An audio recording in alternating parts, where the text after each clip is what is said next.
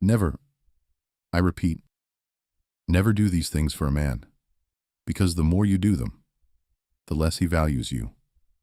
And no one tells women this until it's too late. You reply in seconds. You cancel your plans for him. You over-explain yourself. You forgive too fast. You love louder. And he slowly pulls away. And you sit there thinking, what did I do wrong? But that's the wrong question. The real question is, why did you start doing everything before he proved he deserved anything? Listen carefully. Men don't value what is given too easily. They value what they have to earn. Number 1, never make him your whole world. The moment he feels like he's your only source of happiness, the mystery disappears, the challenge disappears, and slowly, the excitement disappears. A man respects a woman who has her own life. But the second one? This is where most women lose him without realizing it. Never mother him. Stop fixing his problems. Stop reminding him of his responsibilities. Stop chasing him to communicate.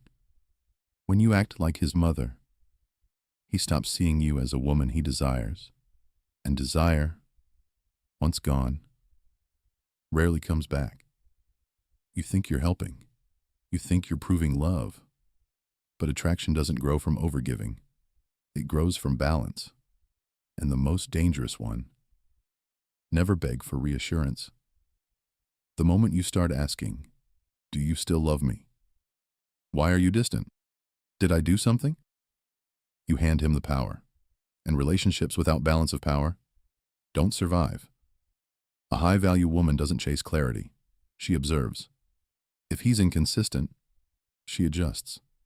If he pulls away, she steps back. Not to play games, but because self-respect is louder than fear. Remember this. Love is not about giving more. It's about giving wisely. The right man won't lose interest because you have boundaries. But the wrong man, he will disappear the moment he can't control you.